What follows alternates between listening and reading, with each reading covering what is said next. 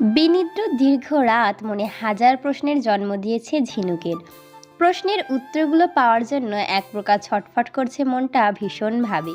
কিন্তু এই শারীরিক ক্লান্তিটুকুকে ঝেড়ে ফেলতে ঠান্ডা জলে স্নান করাটা ভীষণ দরকার এখন। বিছানা থেকে নেমে দাঁড়ালো ঝিনুক। ভোর রাতে ঘর থেকে বেরিয়ে যাওয়ার পর আর ঘরে ফেরেনি রুদ্র। এখন সমস্যা হচ্ছে স্নান সেরে উঠে ও কি পরবে। এদিক ওদিক তাকিয়ে ভালো করে দেখলো ঘরটাকে আর একবার ঝিনুক। বেডরুমের প্যাসেজের পাশেই রুদ্রর ওয়াক ইন ক্লোজেট রয়েছে, ঝিনুক সেটা জানে। কিন্তু সেখানে যাওয়া বেকার, কারণ ওখানে কারিগুচ্ছের ব্র্যান্ডেড জামা কাপড়, জুতো, অ্যাক্সেসরিজ আর পারফিউমের কালেকশন রয়েছে, মেয়েদের জামা কাপড়। হঠাৎ ঝিনুকের মনে পড়লো ওই কোণার ঘরটা থেকে সেদিন রুদ্রকে পরার জন্য জামা বার করে দিয়েছিল। একবার ঘরের দরজার দিকটাই তাকিয়ে ঝিনুক এগিয়ে গেল কোণার ঘরের দিকে। এই ঘরটা কিসের? এখানে কি আছে? কিছুই জানে না ঝিনুক। আসলে এই ঘরটা ওর থাকাকালীন এখানে ছিল না, পরবর্তীকালে এটাকে বানানো হয়েছে এখানে। দরজার নব ধরে অনেক টানাটানি করলো ঝিনুক, কিন্তু দরজাটা খুলতে পারল না। রুদ্র সবসময় এটাকে তালা দিয়ে রাখে, আর চাবিটাকেও নিজের সাথেই নিয়ে ঘোরে। কি এমন দামি সম্পত্তি আছে এটার ভেতরে? অজানার প্রতি মানুষের ঝোঁক সবসময়ই বেশি, তাই ঝিনুকের কৌতূহলও বাড়তে থাকে। দরজাটা খুলতে না পেরে হতাশ হয়ে দাঁড়িয়েই ছিল ঝিনুক। এমন সময় ঘরের প্রবেশ দরজার বাইরে থেকে আওয়াজ এলো। ভিতরে আসতে পারি ম্যাম? আওয়াজটা ঝিনুকের পরিচিত, তাই কোনো রকম দ্বিধাবোধ ছাড়াই ঝিনুক বলল, প্লিজ এসো রুবি। রুদ্র ঘর থেকে বেরিয়ে যাওয়ার পর ঝিনুক উঠে ঘরের দরজাটা বন্ধ করেনি। হয়তো ও আশা করেছিল ছেলেটা ঘরে ফিরে আসবে, কিন্তু সে আসেনি। দরজা ঠেলে ভেতরে এলো রুবি, ওর হাতে ধরে রাখা একটি টি শার্ট আর ট্রাউজার।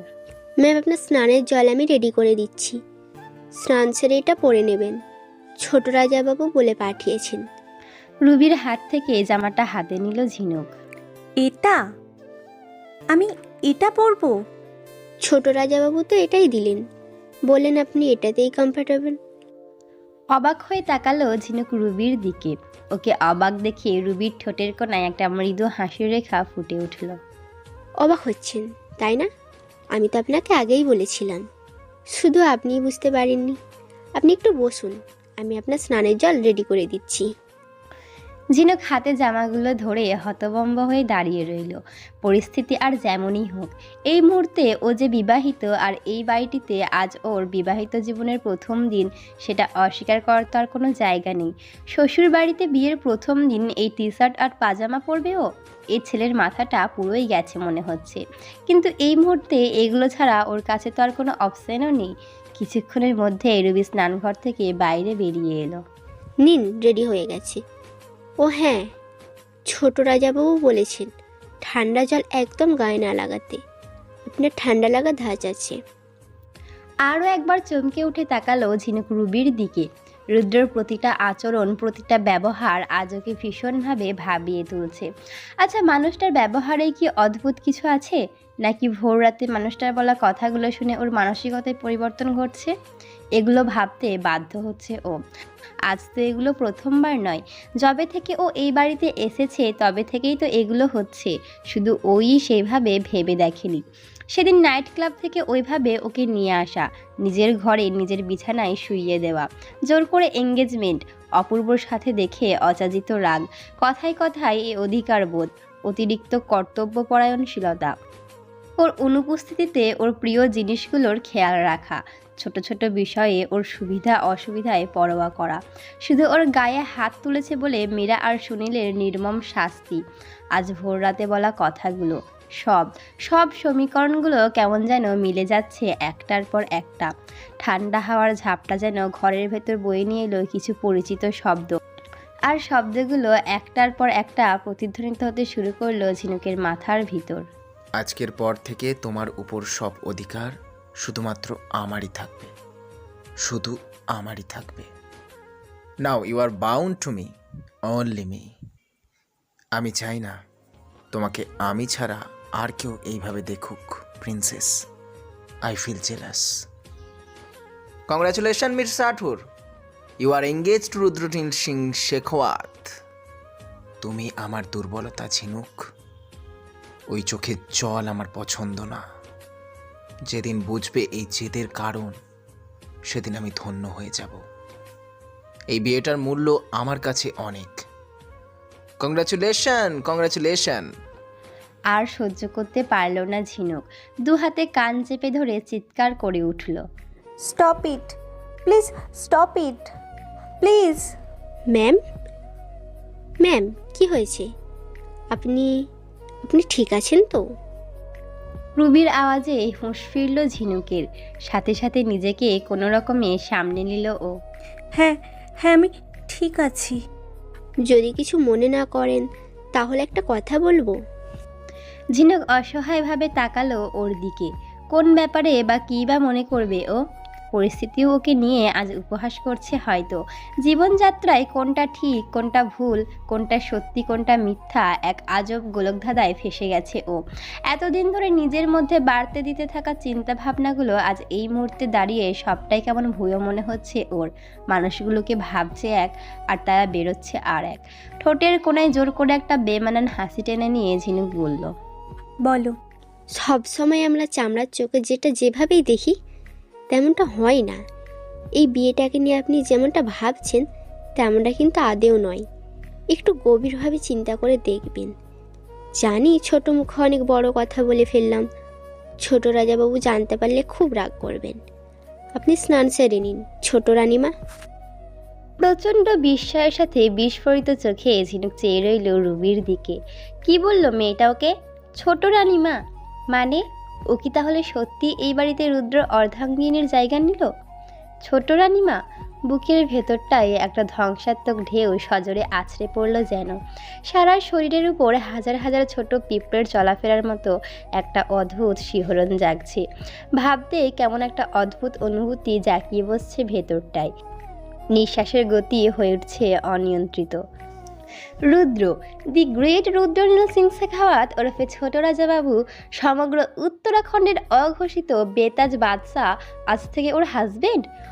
হঠাৎ হওয়া এই পরিবর্তনের কারণটা এভাবে পাল্টে যাবে ভাবতে পারেনি ঝিনুক। টলমল পায়ে এগিয়ে চলল ও স্নানঘরের দিকে। মাথার উপর ঠান্ডা জলের ঝর্ণাটা চালিয়ে দিতে গিয়েও হাতটা আটকে গেল ওর। ঠান্ডা লাগার ধার যে ওর আছে সেটা মিথ্যে তো নয়। রুবির তৈরি করে রাখা উষ্ণ গরম জলে ভরা বাথটবের দিকে এগিয়ে গেল ও। জলটা থেকে একটা হালকা মিষ্টি সুগন্ধ ভেসে আসছে। পরনের লেহেঙ্গাটা খুলতে যেতেই চোখের সামনে ভেসে উঠল গতরাতের অভিশপ্ত স্মৃতিগুলো। রুদ্রর উন্মাদনা, ওর সাফারিং, একরাশ অপমান, অপদস্থ আরও একবার জাপটে ধরল ঝিনুককে। এর আগে এমন ব্যবহার ওর সাথে কেউ করেনি। ওর সম্মান আত্মমর্যাদাটুকু এর আগে কেউ কোনো দিন এভাবে কেড়ে নেওয়ার চেষ্টা করেনি ওর থেকে। একদিকে রুদ্রর প্রতি ওর যত্নশীল মনোভাব, অপরদিকে ওকে করা অসম্মানগুলো, দুটো মিলেমিশে এক তীব্র বিভ্রান্তি, অস্বস্তির জন্ম দিচ্ছে ভেতরে। স্নান সেরে বাথরুম থেকে বাইরে আসতে ঝিনুকের চোখ পড়ল সোফায় ল্যাপটপের সামনে মুখ গুজে বসে থাকা রুদ্রর উপর। খোলা জানালা হয়ে আসা ঠান্ডা হাওয়ায় মিশে যাচ্ছে ঝিনুকের গায়ের মন পাগল করা গন্ধ। চোখ দুটো বন্ধ করে একটা গভীর নিঃশ্বাসের সাথে তৃপ্তি ভরে সেই গন্ধ ভেতরে টেনে নিল রুদ্র। Good morning. কানে ভেসে আসা গম্ভীর আওয়াজটা স্পষ্ট শুনতে পেল ঝিনুক, কিন্তু কথাটার কোনো রকম প্রত্যুত্তর গেল না ওর তরফ থেকে। ও যেন শুনেও শুনতে পেল না এমন ভাব করে চুপচাপ এগিয়ে গেল আয়নার দিকে। কপালে ভাঁজ নিয়ে বিস্ময়ের সাথে তাকালো রুদ্র ওর দিকে। মেয়েটা আবার ওকে ইগনোর করার চেষ্টা করছে। এই একটা ব্যাপার ওর ভেতরের রাগটাকে ভীষণভাবে উস্কে দেয় সবসময়। এটা মেয়েটা নিজেও খুব ভালো করেই জানে, তবুও এগুলোই করে ও। ওকে রাগিয়ে মজা পায় মেয়েটা বারবার। আমি কিছু বললাম তোমাকে, উত্তর করার প্রয়োজন বোধ করছো না? এইবারও ঝিনুক কোনো রকম উত্তর দেওয়ার প্রয়োজন বোধ করল না। চুপ করে থেকে নিজের কাছে মন দিল। ভেজা চুলগুলো থেকে এখনো টপ টপ করে জল পড়ছে। আয়নার সামনে দাঁড়িয়ে হাতে ধরে থাকা তোয়ালেটা দিয়ে সেগুলোকেই মোছার চেষ্টা করছে ও। ঝিনুকের এই জেদ, এই একগুঁয়েমিতে রুদ্রের ভেতরে নিভে থাকা আগুনটা যেন দপ করে জ্বলে উঠল। হাতের মুঠো শক্ত হলো, দাঁতে দাঁত চেপে বসায় গালের পেশি হয়ে উঠল টান টান। আয়নার মধ্যে চোখ রাখলেই সরাসরি পেছন দিকটায় বসে থাকা রুদ্রকে স্পষ্ট দেখা যায়, কিন্তু ঝিনুক এইখানেও ওকে উপেক্ষা করছে। রুদ্রর গলার গম্ভীর আওয়াজ এখানেও ঝিনুকের দৃষ্টি আকর্ষণ করতে পারল না। এবার একটু চিৎকার করে উঠল রুদ্র। ফর গড স্যাক ঝিনুক, ডোন্ট ডু দিস। জেদ খাটিও না আমার উপর, উস্কে দিও না আমায়। তাও কোনো লাভ হলো না। ঝিনুকের চোখে মুখের অভিব্যক্তি একইভাবে প্রতিক্রিয়াহীন হয়েই রইল। Talk to me damn it, don't you dare to ignore me. এবার ঝিনুক পেছন ঘুরে তাকালো ওর দিকে। ঝিনুকের চোখ মুখ দেখেই বোঝা যাচ্ছে যে কিছু একটা ব্যাপার নিয়ে ও নিজেও ভীষণ রেগে রয়েছে। আসলে একটা মেয়ের কাছে হয়তো তার আত্মমর্যাদাটাই এমন একটা মূল্যবান জিনিস, যেটা সে যে কোনো মূল্যেই ইচ্ছার বিরুদ্ধে গিয়ে অন্যের কাছে বিকিয়ে দিতে চায় না। বিশেষ করে সেটা যখন ঝিনুকের মতো একটা মেয়ে হয়, তখন তো একেবারেই নয়। মনের ভেতরটা জুড়ে তখন হাজার প্রশ্নের ঢেউ তোলপাড় করছে। কিন্তু সমান্তরালভাবে গত রাতের ঘটনাটা কিছুতেই ওর স্মৃতি থেকে যাচ্ছে না। তার জেরেই বিভ্রান্ত হয়ে আছে ঝিনুক। এই মুহূর্তে মুখ খুললে রুদ্রকে ঠিক কী বলা উচিত সেটাই ও বুঝতে পারছে না বলে ওই রকম অস্বাভাবিকভাবে চুপ করে আছে। রুবির বলা কথাগুলো ওর মধ্যে নতুন করে যে উপলব্ধিগুলোর জন্ম দিয়েছে, সেটাকে বুঝতে ওর মন মস্তিষ্কের একটু সময় লাগবে। আর এটাই হয়তো স্বাভাবিক। তার আগে ও কিছুতেই কথা বলতে রাজি নয় রুদ্রর সাথে। কিন্তু এই ছেলেটার মধ্যে ধৈর্য বলে কোনো বস্তুই মনে হয় নেই। বিশেষ করে সেটা যদি ওকে ঘিরে হয়, তাহলে তো কোনো কথাই নেই। কিছু সময় খুব বিরক্তি সহকারে রুদ্রর দিকে একভাবে তাকিয়ে থাকার পর মুখটা ঘুরিয়ে নিয়ে ব্যালকনির দিকে চলে গেল ঝিনুক। মেয়েটার জেদ দেখে তাজ্জব হয়ে যায় রুদ্র বারবার। ওর ওই একগুঁয়েমি মানসিকতার সামনে মাঝে মাঝে এই দুনিয়ার সব কিছুই কেমন তুচ্ছ মনে হতে থাকে। চোখ দুটো বন্ধ করে বেশ কিছুটা ভারী শীতল বাতাস নিজের মধ্যে টেনে নিয়ে ভেতরের অস্বস্তি ক্ষোভটাকে শান্ত করার ভীষণ চেষ্টা করল রুদ্র। তারপর উঠে দাঁড়িয়ে এগিয়ে গেল ব্যালকনির দিকটায়। খোলা ভেজা চুলগুলো পিঠময় ছড়িয়ে রয়েছে মেয়েটার। আকাশের দিকে একদৃষ্টি তাকিয়ে চুপ করে দাঁড়িয়ে আছে সে। দূর পাহাড় থেকে ছুটে আসা ঠান্ডা হাওয়াগুলো অবাধে ইচ্ছামতো ছুঁয়ে দিচ্ছে ওর সারা শরীরটাকে। মনে মনে ঈর্ষান্বিত হয় রুদ্র। মনে হয় ওই ব্যালকনিটার সামনে গগনচুম্বী একটা প্রাচীর দাঁড় করিয়ে দিতে পারলে বেশ হতো। ওই বেহাওয়া হাওয়াগুলো ওর ঝিনুককে কোনোদিন ছুঁতে পারতো না ওইভাবে। এক পা করে এগিয়ে ঝিনুকের একদম পিছনটায় গিয়ে দাঁড়ালো রুদ্র। খুব ইচ্ছে করছে ওর দুহাতের মধ্যে মেয়েটার ছোট্ট শরীরটাকে জড়িয়ে নিয়ে নিজের বুকের মাঝে শক্ত করে চেপে ধরতে, ওই ভিজে চুলগুলোতে মুখ ডুবিয়ে ওগুলোর মিষ্টি ঘ্রাণটুকুকে নিজের মধ্যে ভরে নিতে, গলার কাছটায় জমে থাকা ছোট ছোট জলবিন্দুগুলোর উপর ঠোঁট ছুঁয়ে ভেতরের অতৃপ্তিটাকে মিটিয়ে নিতে। কিন্তু না, এটাও ও করতে পারবে না। গত রাতের কাজটা যে ও ঠিক করেনি সেটা ও নিজেও খুব ভালো করেই জানে। ও তো নিজেকে কথা দিয়েছিল কোনো দিন ঝিনুককে কষ্ট দেবে না, ওর চোখে জল আসতে দেবে না। আর ও নিজেই এমন একটা কাজ করে ফেললো। কিছুতেই নিজের রাগের উপর নিয়ন্ত্রণ রাখতে পারে না রুদ্র। এই অনিয়ন্ত্রিত রাগ, আবেগ, অনুভূতি, আকাঙ্ক্ষা, চাহিদাগুলোকে কিভাবে সহ্য করবে এই মেয়েটার সারাটা জীবন? এই আবেগ অনুভূতিগুলো যে অন্ধকারে পরিপূর্ণ। একটু আলোর, একটু ভালোর অভাবটা ওর ব্যক্তিত্বে একটা অনেক বড় ঘাটতি। তাই তো ওর মতোই ওর ভালোবাসাটাও যে ভীষণ নির্দয়, নির্মম এবং ক্রূর। আর নিজের এই সবটুকু নির্দয়তা দিয়ে নিজেকে সম্পূর্ণ উজাড় করে দিয়ে একদিন তাকে সম্পূর্ণ নিজের মতো করে ভালোবাসতে চাই ও। কিন্তু ওর ভেতরের অন্ধকারের তীব্রতাটাকে মেয়েটা সহ্য করবে কি করে? ও যে এখনও অনেক ছোট, এই একটা চিন্তায় ভীষণভাবে ভাবিয়ে তোলে রুদ্রকে বারবার। রাতে ঘুমাওনি কেন? ঝিনুক একইভাবে চুপ করে দাঁড়িয়ে রইল। সো ঠিক করেই নিয়েছো যে আমার সাথে কথা বলবে না, তাই তো? ঝিনুক নিজের জায়গায় মূর্তির মতো স্থির হয়ে দাঁড়িয়ে রইল একভাবে। রুদ্রর ভেতরের গলন্ত লাভা টকবক করে ফুটতে শুরু করেছে এবার। রাগে শরীরের প্রতিটা পেশি কঠিন হয়ে উঠছে, কিন্তু তবুও নিজের রাগটা প্রশমিত করার একটা তীব্র চেষ্টা চালিয়ে যাচ্ছে ও ভেতর ভেতর। কাল রাতের পর মেয়েটাকে আর নতুন করে কাঁদাতে চায় না ও। কিন্তু ঝিনুকও যেন ওর ধৈর্যের পরীক্ষা নিয়ে চলেছে এবার। তুমি ব্যাপারটাকে আবার জটিল করে তুলতে চাইছো ঝিনুক। আমি চেষ্টা করছি তোমার সাথে স্বাভাবিক থাকার, সবটা নর্মাল করার, কিন্তু তোমার এই জেদ সবটা নষ্ট করে দিচ্ছে। তুমি কি সেটা দেখতে পাচ্ছ না? ঝিনুক এবারেও কিচ্ছু বলল না মুখ ফুটে। ব্যালকনি ছেড়ে সোজা ঘরের দিকে যেতে গেলে রুদ্র ওর হাতটা টেনে ধরল পেছন থেকে। তারপরে একটা হ্যাঁচকা টান, আর ওর স্থান হলো সোজা রুদ্রের বুকের উপর। ঝিনুকে নিজের আলিঙ্গনবদ্ধ করে বুকের মাঝে শক্ত করে জড়িয়ে ধরল রুদ্র। ওর ভেজা চুলগুলোর স্পর্শ একটা অদ্ভুত শিহরণ জাগাচ্ছে রুদ্রর সারা শরীরে। I am sorry princess. কাল রাতের জন্য আমি সত্যিই ভীষণ দুঃখিত। আমি জানি আমি অপরাধ করেছি, তার জন্য আমার সাথে ঝগড়া করো, সব সময়ের মতো উল্টোপাল্টা বলো, কিন্তু প্লিজ এইভাবে চুপ করে থেকো না, প্লিজ। ঝিনুকের মনে পড়ে গেল ফেলে আসা দিনের স্মৃতিগুলো। জাকায় থাকাকালীন কোনো কারণে ওকে বকাবকি করার পর ওর নীল ওকে ঠিক এভাবেই সরি বলতো সব সময়। এক মুহূর্তের জন্য ওর মনে হলো ঘুরে দাঁড়িয়ে মানুষটাকে জড়িয়ে ধরে বলতে যে ও খুব মিস করেছে সে ফেলে আসা দিনগুলোকে, সেই সুন্দর মুহূর্তগুলোকে, ওর নীলকে, ওদের বন্ধুত্বকে। ভেতরের একাকিত্বতা, অসহায়তা ভীষণভাবে জাপটে ধরতে শুরু করলো ওকে। চোখের কোণগুলো আর্দ্র হয়ে উঠল হঠাৎ করেই, কিন্তু ঠিক তারপরেই এক ঝটকায় নিজেকে ও ছাড়িয়ে নিল রুদ্রর কাছ থেকে। একবার মনের বিশ্বাস ভাঙলে সেটা কি আদৌ এত সহজে জোড়া লাগে? তাছাড়া রুদ্র তো আজও ওকে বলেনি সেদিন ওকে নিজের কাছে থেকে দূরে পাঠিয়ে দেওয়ার পেছনে ঠিক কী কারণ ছিল। ঝিনুকের অমার্জিত ব্যবহার রুদ্রের ভেতর সহ্য শক্তি সকল সীমা লঙ্ঘন করতে বাধ্য করল। এবার আওয়াজে রুক্ষতার পরিমাণ বৃদ্ধি পেল অনেক। ঝিনুক, আমি শেষবারের মতো বলছি, please say something.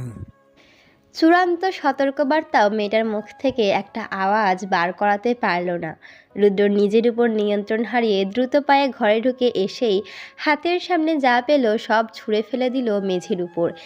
Chair, table, আয়না, কাচের ফুলদানি, ডেকোরেটিং আইটেমস, সংগ্রহে থাকা বিভিন্ন ধরনের বহু মূল্যবান মূর্তি, শোপিসেস, বিছানার পাশে রাখা দুটো ল্যাম্পশেড, দেওয়ালে লাগানো ওরই পছন্দ করে কেনা ইউনিক আর্ট পিসগুলো, এদিক ওদিক লাগানো ফটো ফ্রেমগুলো, এমনকি ঘরের মিউজিক সিস্টেমের টিভিটাও বাদ গেল না। সীমিত সংস্করণে থাকা ছোট বড় মাটি, চীনামাটির কাচের শোপিসগুলো ভেঙে টুকরো টুকরো হয়ে পড়ে রইল ঝিনুকের পায়ের কাছে। প্রতিটা জিনিস মেঝেতে আছড়ে পড়ার সাথে আরও বেশি করে আতঙ্কিত হয়ে পড়ছে ঝিনুক। জিনিসগুলো ভাঙার ঝনঝন শব্দটা যেন প্রতিধ্বনিত হচ্ছে ওর বুকের পাঁজরে পাঁজরে। তারই মাঝে থেকে শোনা যাচ্ছে রুদ্রের গর্জনের শব্দ। কথা বলবে না তুমি আমার সাথে? তাই তো বলো, কেন কেন বলো, কেন?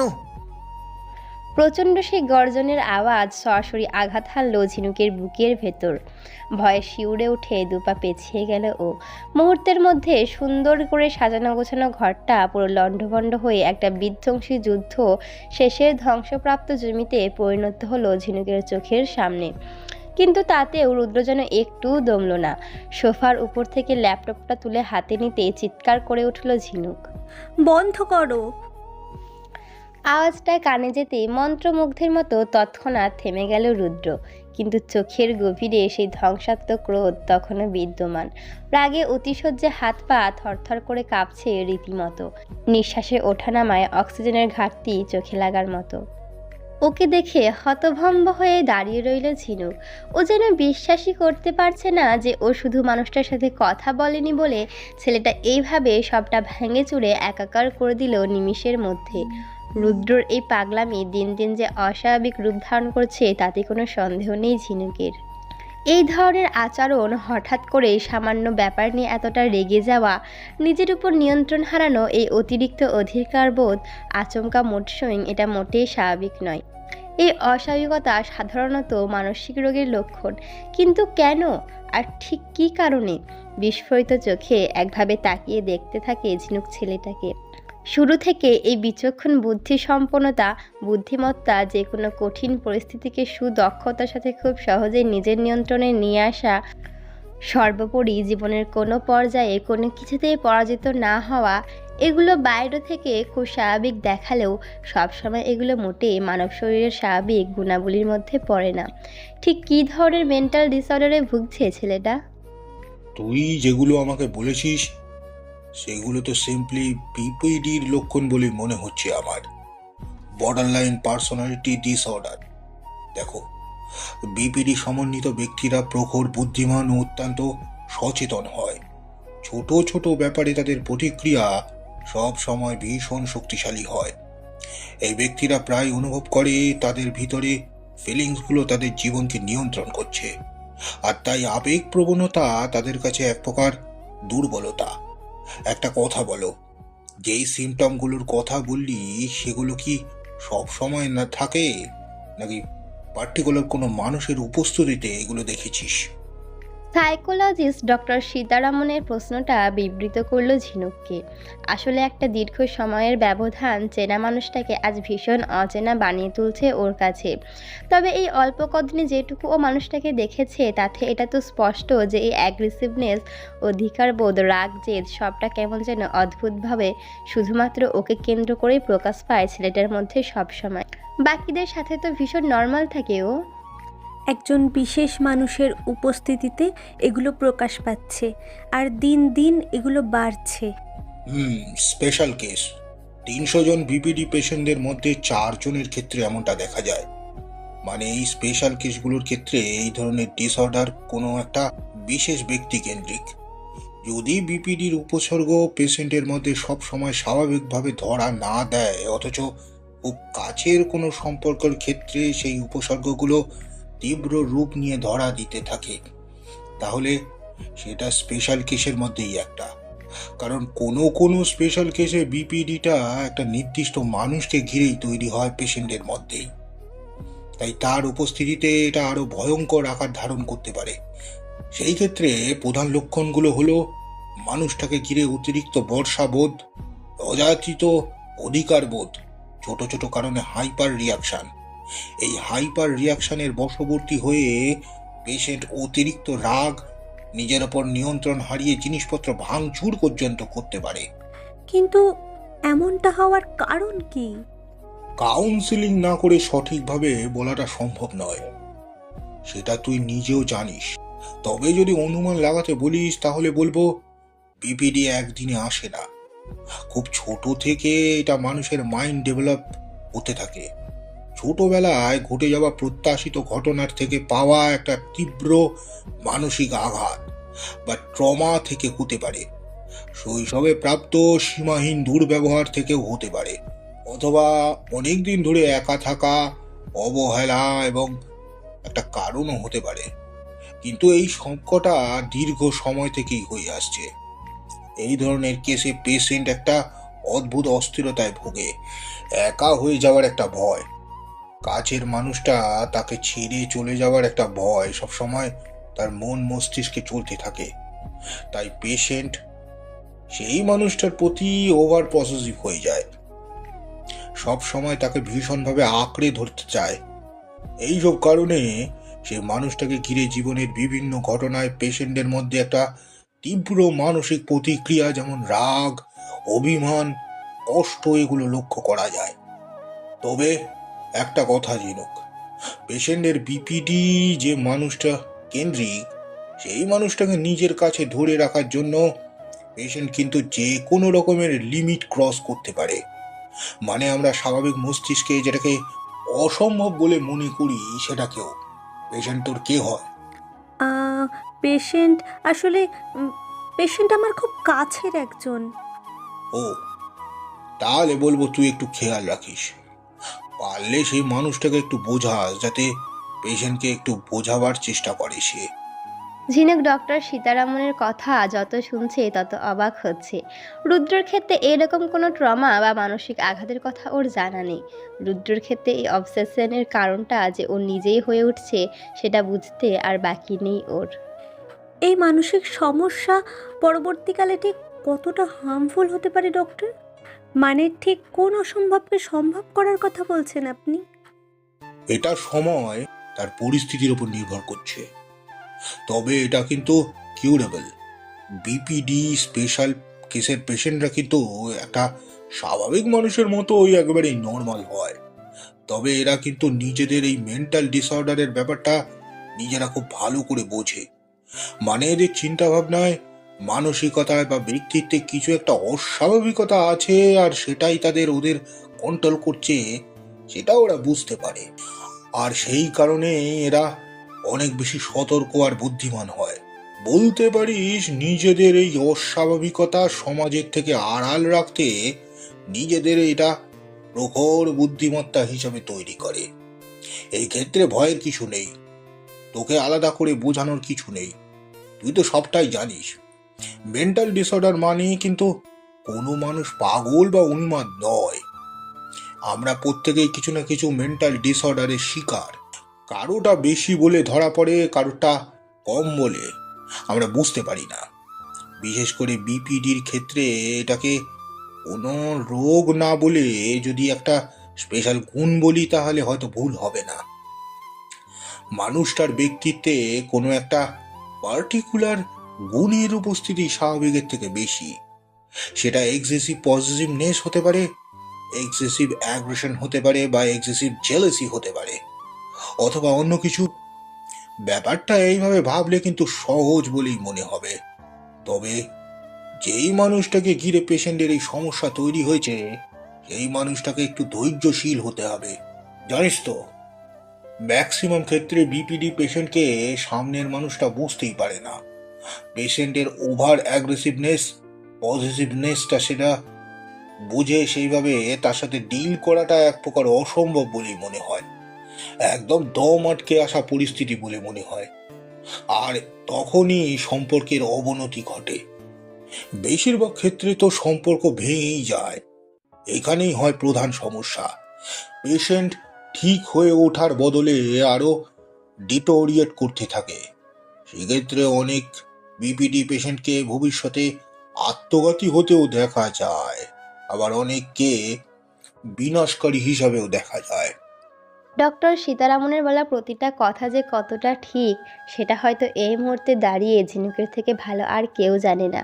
কিন্তু ছেলেটা ওকে ঘিরে এই ভয়ঙ্কর অবসেশন ঠিক কবে গড়ে তুললো সেটাই তো ও বুঝতে পারছে না। কান থেকে মোবাইলটা নামিয়ে চুপ করে দূর পাহাড়ের দিকে চোখ রেখে দাঁড়ালো ঝিনুক। রুবিকে ঘরটা পরিষ্কার করতে বলে ফোনটা নিয়ে ছাদে এসেছিল ও। আজ সামান্য একটা ব্যাপার নিয়ে রুদ্রর এইরূপ প্রতিক্রিয়াটা বেশ ভাবিয়ে তুলছিল ওকে। তবে যেটা ও সন্দেহ করেছিল ঠিক সেটাই হলো। আচ্ছা, ডক্টর তো বললেন এই ধরনের বিপিডি একদম ছোটবেলায় ঘটে যাওয়া কোনো খারাপ ঘটনার প্রভাব থেকে হয়। রুদ্রর শৈশবে ওর তো কোনো ভূমিকাই নেই, তাহলে এই বর্ডার লাইন পার্সোনালিটি ডিসঅর্ডার ওকে ঘিরেই কেন? আর ঠিক কবে থেকে? ও তো 12টা বছর ওর সাথেও ছিল না। তাহলে এটা কি অস্বাভাবিক নয়, নাকি এমন কিছু আছে যেটা ওর জানার বাইরে? এমন কোনো ঘটনা যেটা ওর সাথে জড়িত কিন্তু ও জানে না? সকালের নরম রোদের আভায় আজ দেবী মহামায়ার দর্শন যে, আমি তো ধন্য হয়ে গেলাম। হঠাৎ অভির আওয়াজে ঝিনুক চিন্তার জাল ছিঁড়ে বেরিয়ে এলো বাইরে। পেছন ঘুরে তাকাতেই একটা মৃদু হাসির রেখা ফুটে উঠল ওর ঠোঁটের কোণায়, কিন্তু সেই হাসিতে মিশে আছে গভীর চিন্তার ছাপ। What happen? এরকম মরা মরা হাসি কেন? আর কেন? ঘরের ভিতর ওই মহাপ্রলয়ের কারণটা ঠিক কি? ঝিনুক চমকে তাকালো অভির দিকে। আসলে আমি ঘরের দিকে গেছিলাম আগে, একটা দরকারে আপনার পতিদেব আমায় ডেকেছিলেন।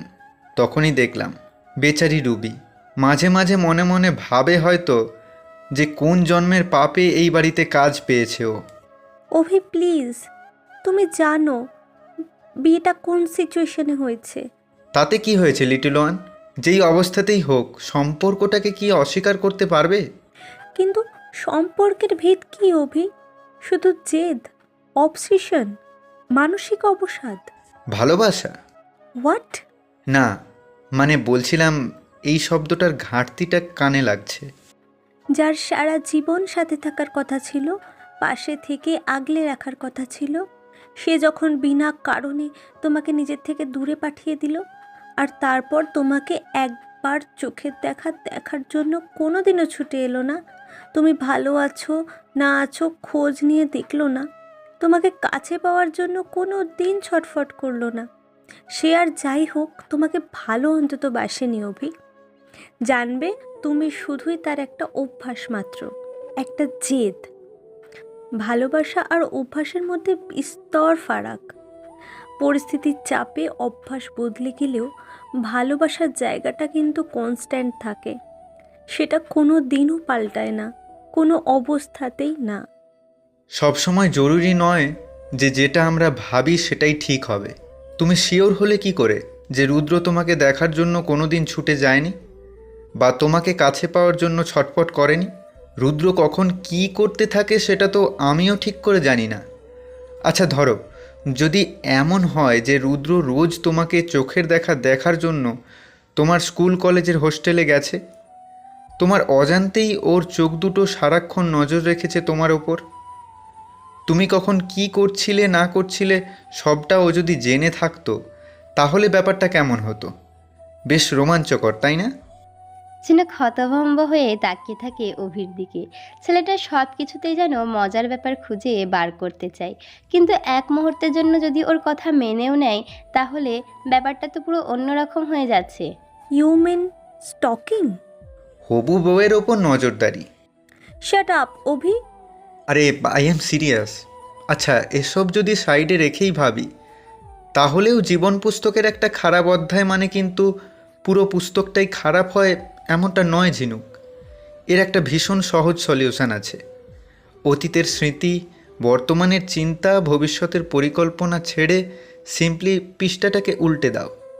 দেখবে একটা নতুন অধ্যায়ের সূচনা, নতুন একটা জীবন গড়ার জন্য তৈরি আছে তোমার জন্য। তাই আমার কথা যদি মানো তাহলে বলবো, মনের কনফিউশনগুলো কিন্তু একমাত্র কথা বলে মেটানোই সম্ভব লিটিল ওয়ান। মনের ভিতর যা প্রশ্ন আছে নির্দ্বিধায় নিজের পতিদেবকে জিজ্ঞাসা করো। এই জগৎ সংসারে সৃষ্টির সব রহস্যের সমাধান স্বয়ং দেবাদিদেবের কাছেই পাবে।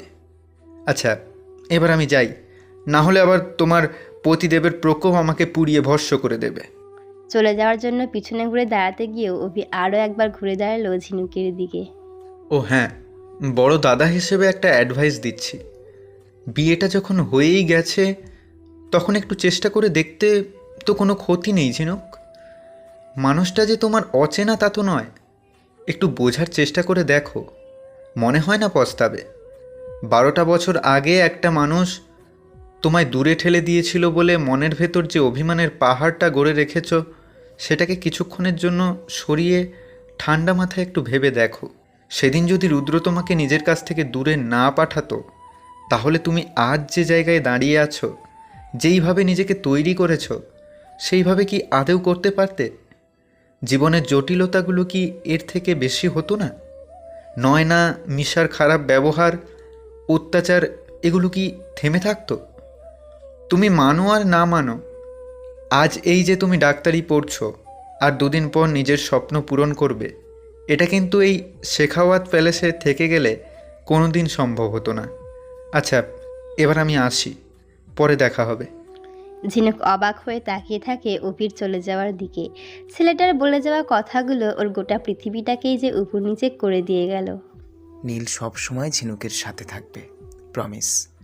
মৃত্যু আমাদের আলাদা করতে পারবে না কখনো প্রিন্সেস, কথা দিলাম। অতীতের এই কথাটা বেদবাক্যের ন্যায় এক নাগারে প্রতিধ্বনিত হয়ে চলেছে ঝিনুকের সমস্ত ইন্দ্রিয় জুড়ে। অভির বলে যাওয়া কথাগুলো একভাবে ভেবে চলেছে ও সেই তখন থেকে। আচ্ছা, অভির বলা কথাগুলো যদিও এক মুহূর্তের জন্য মেনেও নেয়, তাহলে কি ও রুদ্রকে ভুল বুঝছে? সে কি তাহলে তার দেওয়া কথা রেখেছিল ওর অজান্তেই? হৃদস্পন্দনটা যেন আচমকায় লাগাম ছাড়া হয়ে উঠল ঝিনুকের। হঠাৎ কী ভেবে মোবাইলে একটা নাম্বার ডায়াল করলো ঝিনুক। একভাবে ফুল রিং হওয়ার পরেও কলটা রিসিভ হলো না। Come on, pick up the call Rohan please. আবার রোহানের নম্বর ডায়াল করলো ঝিনুক, কিন্তু এইবারও একই ঘটনার পুনরাবৃত্তি। অনেকক্ষণ ধরে ফোনটা বেজে যাওয়ার পরেও কেউ রিসিভ করলো না। এবার ঝিনুকের কপালে চিন্তার ভাঁজ দেখা গেল। ও কল করেছে অথচ রোহান তুলছে না, এটা এর আগে কোনো দিন হয়নি। ছেলেটা ঠিক আছে তো? সাথে সাথে ঝিনুক ঘুরিয়ে খুশির ফোনে কল করলো। একটা রিং, দুটো রিং, তিনটে রিংয়ে কলটা রিসিভ হলো। হ্যাঁ, হ্যালো। কিরে, এত সকাল সকাল কি ব্যাপার? সব ঠিক আছে তো? কেমন আছিস তুই? আমি ঠিক আছি। বলছি শোন না, রোহন কোথায় রে? আমি তো জানি না। আসলে এঞ্জেলের কাজ মেটানোর পর আমি তো ছুটিতে বাড়ি চলে এসেছি। আমি আসা পর্যন্ত রোহান ক্যাম্পাসেই ছিল। এবারে তুই গ্রামে গেছিলিস বলে ও নিজেও বাড়ি ফেরার কথা ভাবছিল। বাড়িতে গেছে কি না সেই ব্যাপারে আমার সাথে আর কোনো কথা হয়নি। কেন, কিছু হয়েছে? অনেকক্ষণ থেকে কল করছে কিন্তু কলটা রিসিভ করছে না। দেখ কোনো কাজে ব্যস্ত আছে, কল করেছিস তো, মিস কল দেখলে কল ব্যাক করে নেবে। আচ্ছা, খুশি? কি হয়েছে বলতো? তোকে খুব টেন্স শোনাচ্ছে। সব ঠিক আছে তোরে? আমি আসবো? না না না, সব ঠিক আছে। একটা কথা জিজ্ঞাসা করব? হ্যাঁ বল না। খুশি হোস্টেলে থাকার সময় রাতে কে আমার গায়ে ব্ল্যাঙ্কেট চাপা দিয়ে যেত? রাতে যখন আমি ব্ল্যাঙ্কেট নিয়ে ঘুমাতে ভুলে যেতাম, কেউ চুপিসারে আমার গায়ে ব্ল্যাঙ্কেট চাপিয়ে দিত। আমি বরাবর রোহানকে সন্দেহ করেছি, কিন্তু নিজের চোখে ওকে ওটা করতে দেখিনি কোনোদিনও। তুই জানিস এই ব্যাপারে কিছু? অফকোর্স রোহন, আর কেই বা হবে না, মানে যদি আমি নিজের চোখে দেখিনি কোনোদিনও, কি করে দেখবো বল? তুই তো আমার ঘুম জানিস, আমি একবার ঘুমিয়ে পড়লে দুনিয়া এদিক থেকে ওদিক হয়ে যাক, আমি কিছুই টের পাই না।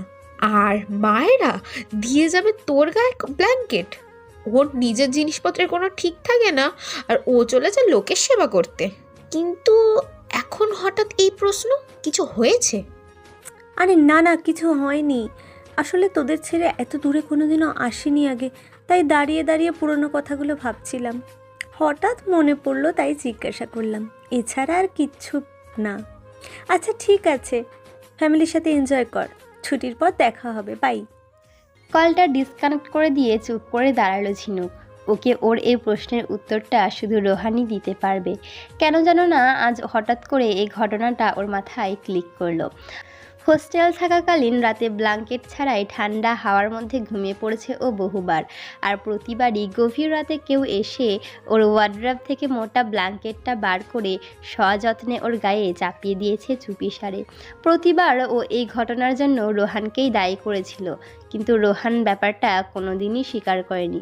তখন ব্যাপারটা সিরিয়াসলি না ভাবলেও আজ ঘটনাটা সত্যিই ওকে ভাবাচ্ছে। আরও একবার রোহানের নম্বরটা ডায়াল করলো ঝিনুক, কিন্তু এইবারও একই ঘটনা ঘটল। রোহান কল রিসিভ করলো না।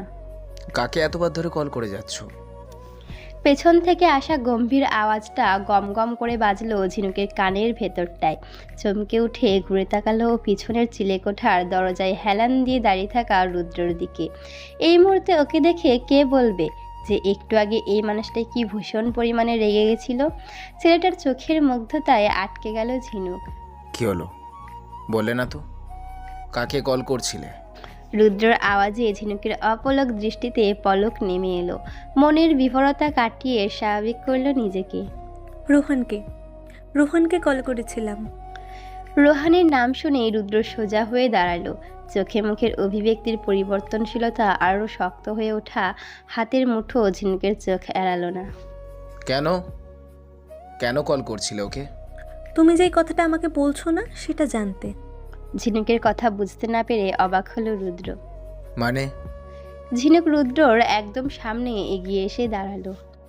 কেন রুদ্র, কেন সবটা জানার পরেও পাঠিয়ে দিয়েছিলে আমাকে বোর্ডিংয়ে? কেন কোনোদিন একবার দেখাও করতে আসোনি আমার সাথে? কেন বোঝার চেষ্টা করোনি আমার অবস্থাটা, আমার অসহায়তাটুকুকে, আমার জীবনে তোমার প্রয়োজনটুকুকে?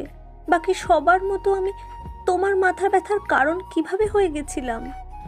রুদ্রর চোখ দুটো ঝিনুকের মায়া ভরা চোখের গভীরে অস্থিরভাবে বিচরণ করতে লাগলো। ঝিনুকের প্রতিটা প্রশ্নে মিশে থাকা বিষণ্ণতা সরাসরি ওর বুকটাই এসে বিঁধছে। কিন্তু রোহানকে কেন কল করছে ও কি আবার ওকে ছেড়ে পালানোর প্ল্যান করছে? কোনো উত্তর নেই। আমারই ভুল জিজ্ঞাসা করাটা। তুমি সবসময় নিজের একটা সিক্রেট ওয়ার্ল্ড বানিয়ে রাখবে, কিছু জিজ্ঞাসা করলে উত্তর দেবে না, অথচ আমার থেকে এক্সপেক্ট করবে আমি তোমার সব প্রশ্নের উত্তর দেব। না রুদ্র, না। সিক্রেট রাখা খুব পছন্দ তোমার, তাই না?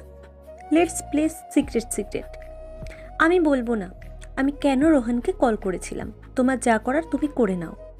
Are you sure? ঝিনুক হতভম্ব হয়ে তাকালো রুদ্রর দিকে। ছেলেটা ওকে জেদি বলে, অথচ ওর নিজের জেদের তো কোনো সীমাই নেই। ইয়েস শিওর, তুমি যা পারো করে নাও। রুদ্র পকেট থেকে মোবাইলটা বার করে ঝিনুকের সামনেই কাকে একটা কল করলো। কলটা স্পিকারে রাখতে ভুললো না। বিশালকে ডিসচার্জ করিয়ে বাড়িতে নিয়ে আয়, আজ আমার রিসেপশন আছে, কাজের লোকের দরকার। মাফ করবেন ছোট রাজাবাবু, কিন্তু এই মুহূর্তে ওকে ডিসচার্জ করিয়ে কাজে নিয়ে আসা মানে তো ও মরে যাবে। শরীরের চোটগুলো খুব গুরুতর। এক্সেসিভ বডি হিট হওয়ার জন্য ওর সেন্সটাও তো নেই। ডক্টর 48 ঘন্টার অবজারভেশন চেয়েছে। এখন এই অবস্থায় ভাবলেশীনভাবে জবাব দিল Rudra. I don't care, just send him. না না না না রুদ্র, প্লিজ না, প্লিজ প্লিজ। তুমি বলেছিলে আমাদের বিয়ের পর তুমি ওদের ছেড়ে দেবে। আমার পাপাকে তো অন্তত ছেড়ে দাও প্লিজ। ওই মানুষটাকে রেহাই দাও প্লিজ প্লিজ প্লিজ। করুণ আকুতি ঝিনুকের আওয়াজে স্পষ্ট। রুদ্র শক্ত করে চেপে ধরল ঝিনুকের কাঁধটা। হ্যাঁ, বলেছিলাম যে বিয়ের পর তোমার পুরো পরিবারকে আমি মুক্তি দেব। কিন্তু বিয়েটা কি সেইভাবে হয়েছে ঝিনুক? আমাকে চিট করেছো তুমি। তোমার বাবা তোমাকে আমার কাছ থেকে পালানোর বুদ্ধি দিয়েছে। তোমার মা আমার সব থেকে বড় শত্রুর সাথে হাত মিলিয়ে আমারই বিরুদ্ধে ষড়যন্ত্র করেছে। তুমি তো রাজি ছিলেই বিয়েতে, তাই না ঝিনুক? তাহলে জোর করে কেন এটা করতে হলো আমায়? তুমি নিজের কথা রাখোনি, তাহলে আমি রাখবো সেই আশাটা করছো কি করে? রুদ্রর কথা শুনে ঝিনুকের দুচোখ বেয়ে নোনা জলের ধারা বইতে শুরু করলো অঝরে। আবার কাঁদছো? মনে হচ্ছে তুমি আমার কোনো কথাই সিরিয়াসলি নিচ্ছ না। ঠিক আছে, তাহলে তোমার মতো করেই হোক না হয়।